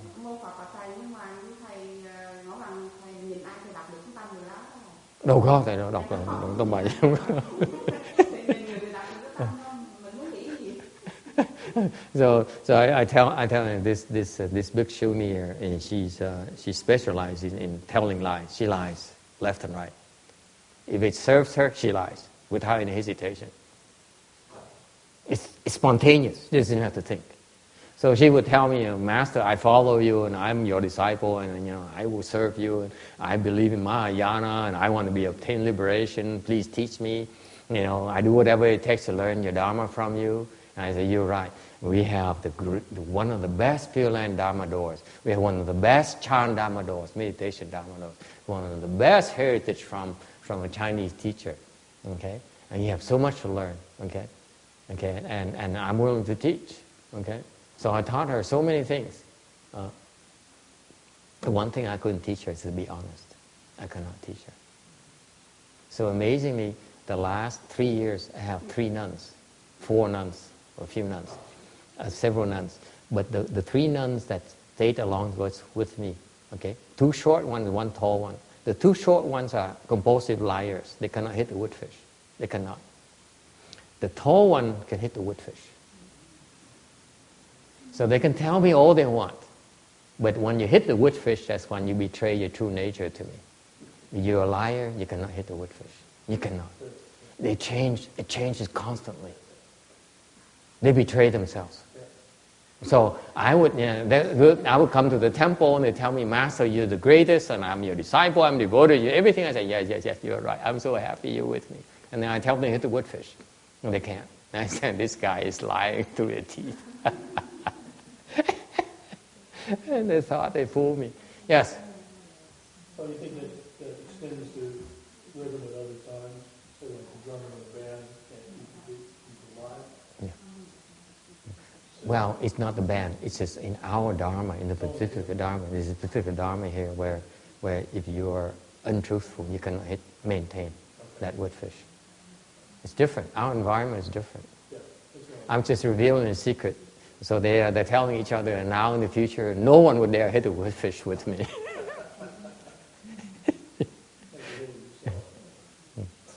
Of course, you have times when you're distracted by, like visitors, by the rain, by the dog barking. All those things are normal. But even without the distractions, the liars cannot maintain the beat. They cannot. Okay. Any question?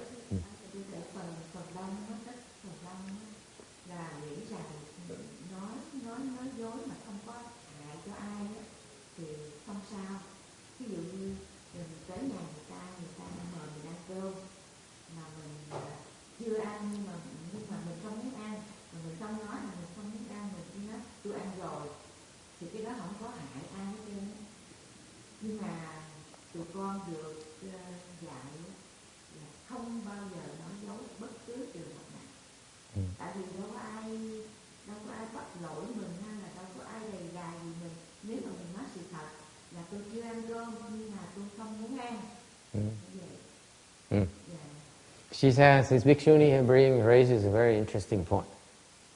She says, what about the cases where you lie and you're causing no harm to anyone?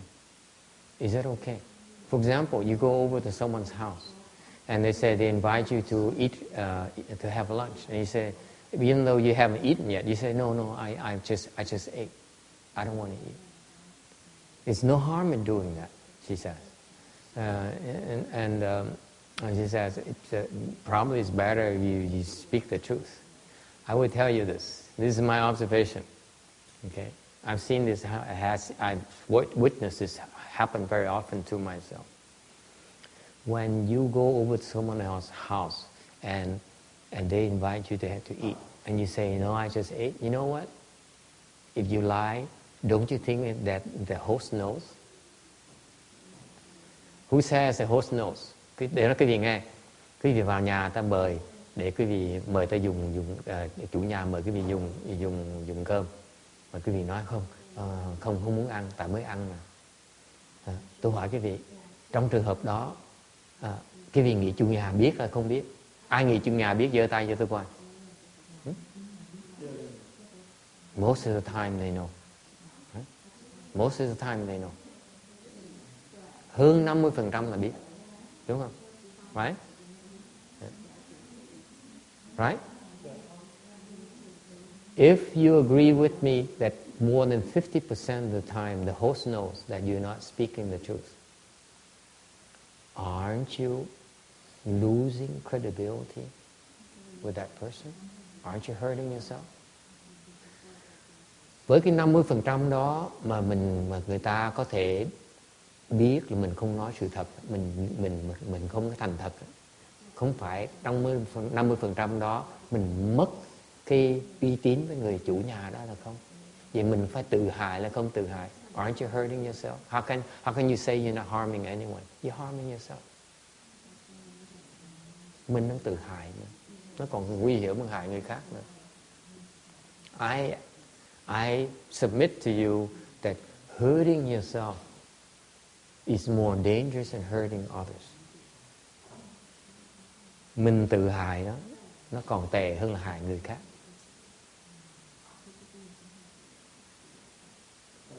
Hại người khác mình còn chạy được. If you harm someone else, you can run away from them. If you hurt yourself, where are you going to run away from? Mình tự hại mình chạy đâu bây giờ? I ask you. See, you have the wrong priorities. Don't hurt yourself. Don't harm yourself because you cannot run away from yourself. Nhìn nghe không? Mình không nên tự hại, tại mình hại mình không thể nào chạy đâu được nữa. Hại người ta còn chạy được, còn chạy nợ được. Okay? Questions? Yeah. Yes. There's an additional factor that if you tell somebody lying or not, like as in the case that you just brought up. Yeah.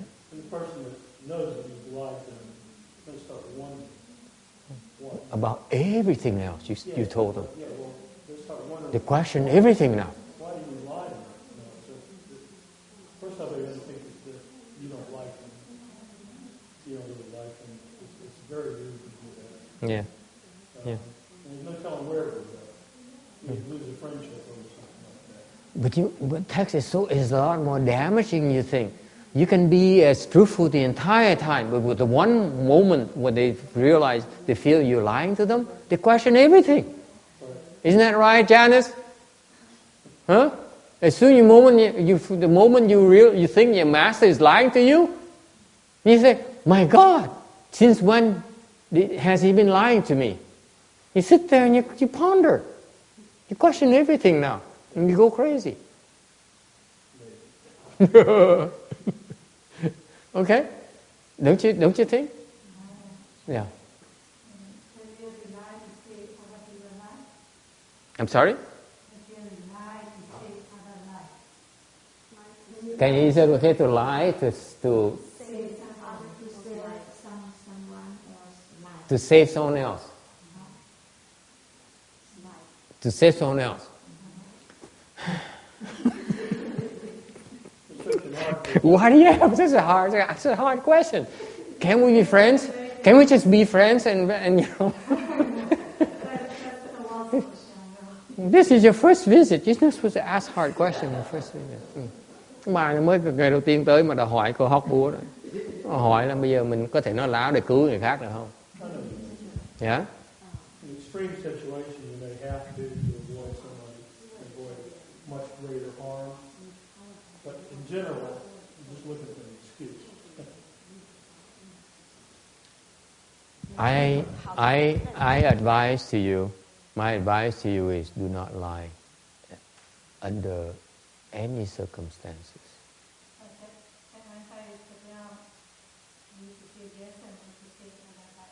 Yes, even if to save someone else, don't lie. Until, let me qualify, until you reach fourth stage, aha, triple higher, then you may lie. Until then, you don't have real wisdom yet to know you are really helping or you're really hurting. Okay? When you have no wisdom yet, it's not a good thing to lie. Yes.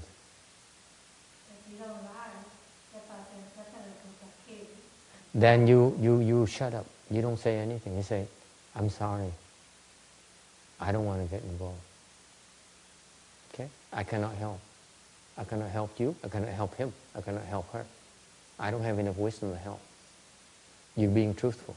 Instead of lying, you're being truthful. I want to help, but I can't. I would like to help, but I don't have enough wisdom to help. I don't want to say anything that is wrong, that might hurt others. Is that more truthful? No, she doesn't. That's true. You're trying to fit it down into some situations you got to lie. I know where she's coming from. And my advice to her is still the same.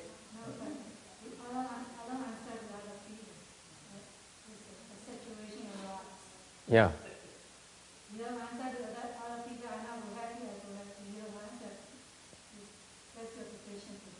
Right.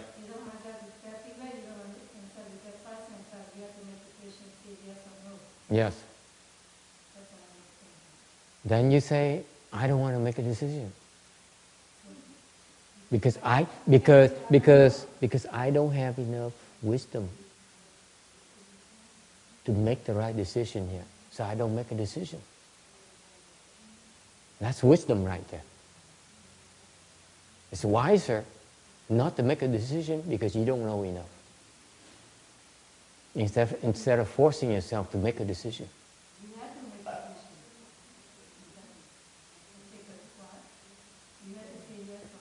You have to say yes or no? Give me a specific example. Why you have to say yes or no? Can you give me an example? Still hypothetical. Yeah.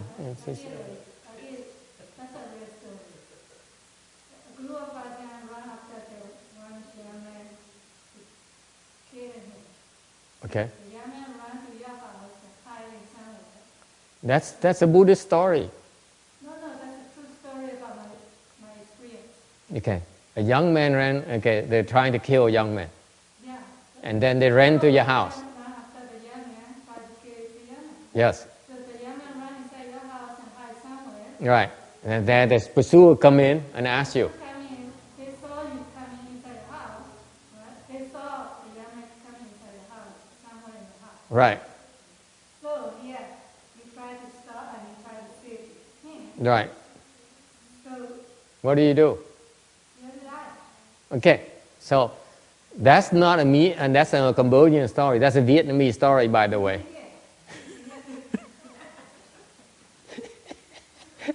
I'm making fun of you.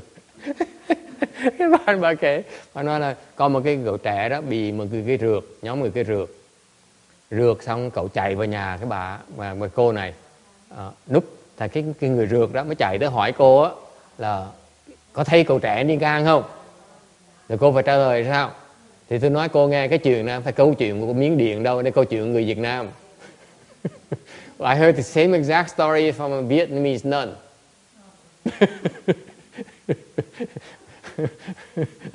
Same story, same true story. Okay. What to do?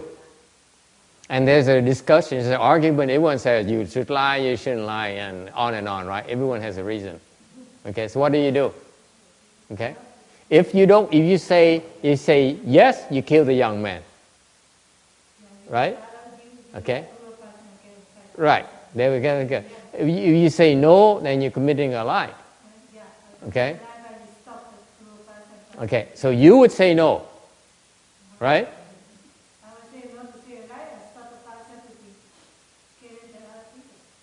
Okay? Boy, that's a tough one.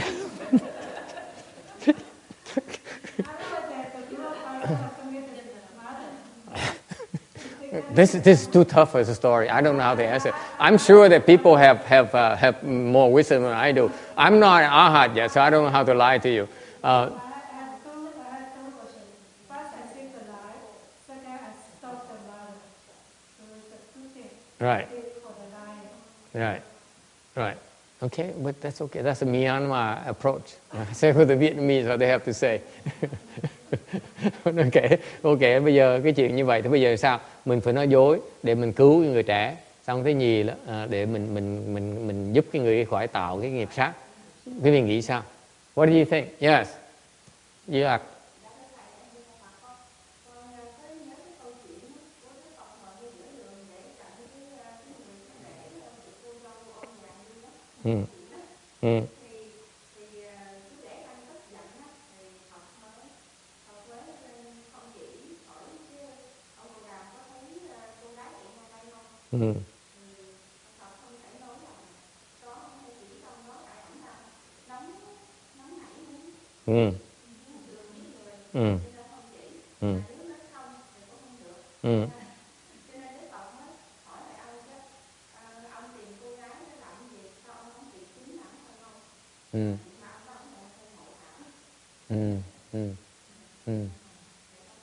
Đó là Phật thôi chứ còn cô này trả lời sao? Đâu trả lời một cách dễ dàng. She says, she told the Buddha has a story. The Buddha was walking and then a husband was chasing after a wife who ran away for his gold, family gold. So the husband, so she hid near the Buddha. The husband caught up with her, saw the Buddha and said, "You see my woman with some gold? She's my wife." The Buddha, instead of answering him directly, he says, "Why are you looking for her?" So the Buddha spoke Dharma for him, and then he lost his anger, and then he didn't pursue her anymore. I said, "That's a Buddha. It doesn't help this Myanmar bhikshuni here." Okay, anyone else? Sao giúp cho cô này bây giờ? Yeah.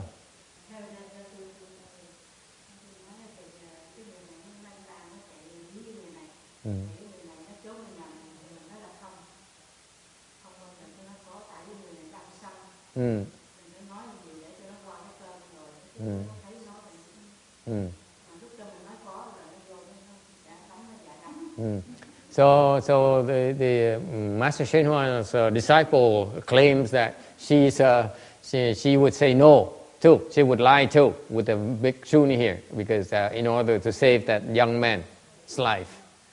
Yes. Anyone else? So the Chinese and Myanmar is the same approach. Yes.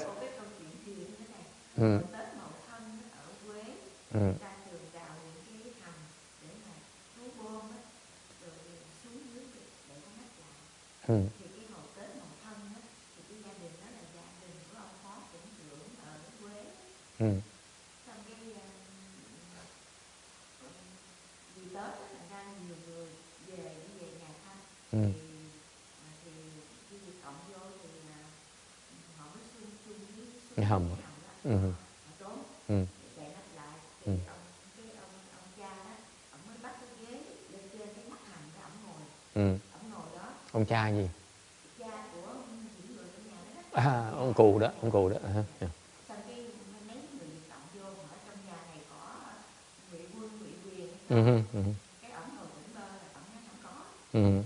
Xong cái mấy người cộng đó, ông mà nói láo được cái bánh ông chết á. Ông nói thì ông tin tôi, ông đi kiếm đi, ông kiếm gạch thì ông cứ bán thì chết đi. Xong cái nó đi vòng nó kiếm ở trong nhà thì có rồi. Hỏi thành ra như vậy là xem được biết là bao nhiêu mạng người trong cái phòng. The Vietnamese has a true story that during the Tet invasion in 1968 in Vietnam, in Nha Trang, Huế, in the capital, ancient capital, Huế city, and the communists came in to the vice governor of the Huế province.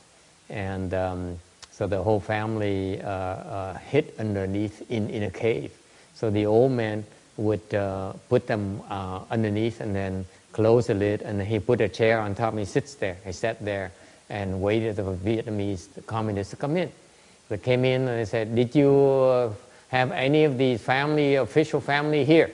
And you see them?" The old man says, "There's none of them is here." So he said, "If you lie to me, I will find them and I will shoot you as well." The man says, of course, there's no one here. I swear to you. If you find them, you could kill me too. So that's how he saved all these people. So the Vietnamese would lie too. The world is full of liars. My goodness. What do you say? Biết làm sao? What do the Americans have to say? Would you lie to save someone's lives or not? I have to think about it. So, the story of somebody chasing me, somebody ran into my house when I had a house, and somebody came chasing after me. I said, why? Somebody ran out. I said, well, who are you looking for and what? And I tried to engage them. So right there you might have to wait. But there's also the possibility that I might agree with the other person. This doesn't mean the right. That's what I'm They are right in the sense that this lie here is not for their sake; it's someone else's sake. They are to gain nothing from the lie, nothing whatsoever. Actually, you're endangering yourself. So actually, it's not quite a lie. You ask me. Okay. Nên thầy cũng bắt đầu cũng hèn rồi. Thầy như thầy Ayu. So the master is kind of a chicken. Since everyone agrees with lying, the master also gives you an excuse for you not to lie. It's not lying is in order. One of the reason why you want to lie is to benefit yourself, and this is not quite a true lie yet because it's no benefit to you at all. Okay. Thành ra cái này thiệt ra cái này là cái ngoại lệ. Thiệt ra là tại vì thường mình nói dối để mình làm tư lợi. Mình có cái tư lợi trong mình mới nói dối. Đằng này mình có tư lợi gì ở trong hết. Mình chỉ muốn giúp người ta thôi. Thành ra cái trường hợp này thuộc là cái loại ngoại lệ đó. Okay. There are other ways that hopefully you don't have to lie, such as, for example, you see young men come in, you recite One Yin's name. I say, One Yin, please help this man. One Yin is the Bodhisattva who, in Mahayana, who is believed to sit there in meditation, in samadhi, and coming to the rescue of all living beings everywhere. Okay, when they ask her to come and help. So here's this true story that during the Tet offensive in Vietnam. Okay, there was this recounted by at the city 10,000 Buddhas, Master Shewa's temple. They came to on the Buddha hall and they told their story. Okay, cái chuyện mà thành tôi nói là trường hợp này nó thuộc ngoại lệ. Có những cái trường hợp khác, có những cái pháp khác quý vị có thể hành và quý vị không cần nói dối. Chẳng như cái chuyện sự thật, quý vị có thể niệm ngài Quán Thế Âm Bồ Tát, thấy cái cổ chân trái đi vào rồi, niệm Quán Thế Âm Bồ Tát, Quán Âm Bồ Tát cầu cứu. Okay. Thì sẽ được cứu. Thì chuyện có thật. Chuyện chết Tết Mậu Thân đó, một gia đình đó để lên trong cái Vạn Vật Thành đó, kể có chuyện này. During the Tet offensive, in the airport, in the Saigon airport, Tân Sơn Nhất airport, Saigon airport, they used to have like Air Force personnel family staying in those hangars, you know, those round things, round hangars. Okay. Thì hồi đó trong phi trường Tân Sơn Nhất đó, có mấy cái gia đình phi công đó, họ ở trong đó. Okay. Rồi khi mà Tết Mậu Thân đến đó, thì mấy tuổi cộng sản nó vào đó, nó từng cái chỗ mà họ ở đó, cái chỗ mà phi công ở, gia đình phi công ở đó, từng cái sát nhau như vậy nè. Okay, so these hangars are next to each other where the family stayed, the pilot's family stayed. So the communists would come into the airport and go through each of these hangar things and shoot at all those, shoot at everyone. Tại họ, cộng sản lúc nó vào Tết Mậu Thân thì mỗi cái chỗ mà cái cái chỗ mà cái chỗ mà gia đình ở như vậy, là san sát nhau như vậy, thì họ vào, thì họ bắn, họ xử tử hết tất cả những người có mặt trong đó. Đàn bà, con nít rồi bắn hết, không có tha ai hết. Thành cái gì lúc nó xảy ra như vậy thì cái người nhà bên cạnh họ nghe đàn bà với con nít đang la, đang vang lên và súng nó bắn như thường. Okay, so you're in a hangar next door. You can see the next door hangar have the women and the children crying and screaming for help and begging for mercy, and you still see the gunshots going off. And you know it's coming to your hangar next. And then next hangar, and the next hangar, and the next hangar. They go by hangar and hangar. Họ đi từng cái chỗ như vậy, họ bắn, họ xử tử. Okay? So this family here is one of the hangars.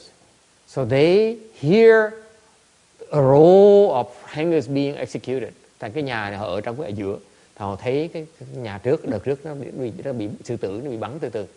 They know they're coming. Their turn is coming. Okay? No protection, no one. Họ biết là sắp tới phiên họ rồi. So this family here recited One Yin's name. One Yin Pusa, One Yin Pusa, One Yin Bodhisattva, One Yin Bodhisattva. Họ tin Ngài Quán Thế Bồ Tát, thành họ tụng, họ ngồi đó họ niệm hồng danh Ngài Quán Thế Bồ Tát, Quán Bồ Tát cứu chúng con, cứu chúng con. And you know what happened? Somehow they skip the hangar and move to the next one. Bởi vì chuyện xảy ra bỗng nhiên cái của cộng sản thay vì nó tới cái nhà của họ, bộ khi bỏ cái nhà đó qua cái nhà bên cạnh bắn, thì bắn chết người này, bắn chết người này, nhà họ bỏ. Dễ sợ không? This is when your faith can save you. It's beyond you. Cái này cái lòng tin mà giúp cứu họ. So they went up there to the Buddha hall, okay, and they told us a story. They said, we owe our lives to One Yin Bodhisattva. Nói ngày hôm nay con có mặt ngày hôm nay ở qua được xứ Mỹ này là tại lúc Tết Mậu Thân đáng lý gia đình con bị chết rồi, mà nhờ Quán Thế Bồ Tát cứu. See that? Your faith. Okay? You don't have to lie. You sit there, you see young men go through. If I were you, say One Yin Bodhisattva, One Yin Bodhisattva. Don't say anything. Okay? Instead of saying that, what do I say? It's you. Instead of relying on Bodhisattva. Thành quý vị thay vì trường hợp như vậy, quý vị nói dối, tôi niệm Quán Thế Bồ Tát. I would advise you to decide the Buddha's name or One Yin's name. That's what I would do. Okay? That's my first choice. Okay? Cái việc đầu tiên thầy làm, thầy sẽ niệm Quán Thế Bồ Tát. That's what I would do. One Yin Bodhisattva's name. I recite and ask for help. Mình cầu cứu, biết mình ngoài cái sức của mình, phải biết cầu cứu. Okay? Number two. Okay? I could pretend I'm deaf, I'm dumb. Hoặc mình có thể giả đò nó điếc, giả đò điếc, giả đò khùng. Okay? So, to me, I still reiterate, we do not have any wisdom yet for us to lie.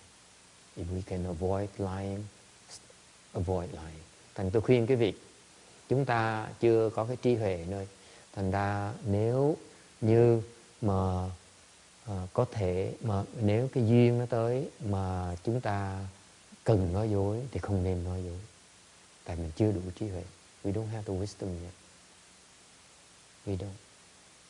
It's better to convince ourselves not to lie and say nothing. Tốt nhất đừng nói nữa, thay vì nói dối. Okay?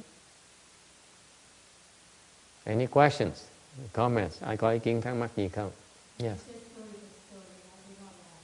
You do not lie. I'm very glad to hear that.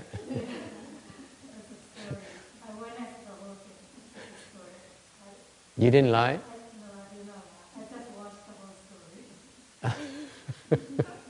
So did the young man get killed? No, did not get killed. I did not lie on my eye. My eye, no. Yeah. They Yeah. were all crying. So Yeah. Yeah. they were all crying. So the master said, "Oh, all the women crying. Mm. Let's take care of the Vedas to eat." Yeah.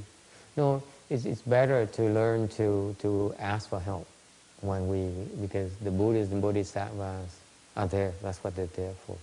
We put our faith in them, and hopefully things will turn out better, and we can handle ourselves. They should be better now than we are. Okay. Và cái này là những cái trường hợp mà quý vị phải tập đặt cái lòng tin vào cái tha lực Phật Bồ Tát. Okay, you need to place your faith in the Buddhas and Bodhisattvas and Arhats because they are better equipped than we are to handle these types of difficulties. We're not. We can't handle it. Just admit so. That's being truthful to yourself. I can't handle it. I ask for help. That's being truthful. Thành thật là vậy. Cái thành thật, ở cái thành thật không nói dối là mình biết cầu cứu. Thay vì nói dối mình cầu cứu. Instead of lying, we ask for help. Okay? All right. Any other questions or comments? Okay. Well, that brings us to the conclusion of slide 561 today. So, this is why we can't finish this sutra. Ngày hôm nay mình nói được xong được một tấm rồi. Tức là 2 tuần nói xong một tấm. So it took us 2 weeks to discuss this slide here. One slide. That's why it takes us 2 years so far. More than 2 years.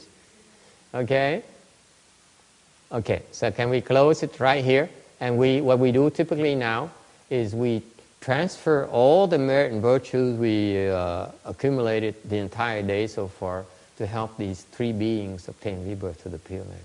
That's our tradition. Okay? So this is where you all pitch in and create affinity with these beings. When they go to the Pureland, they become Buddhas, they come back and save us all. Okay? Okay.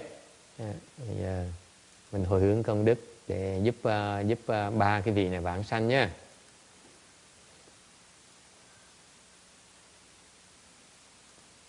All right. Let's go.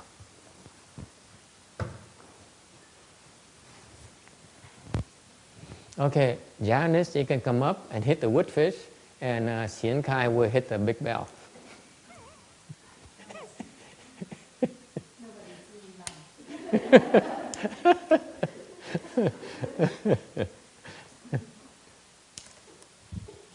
Can you raise the screen, please?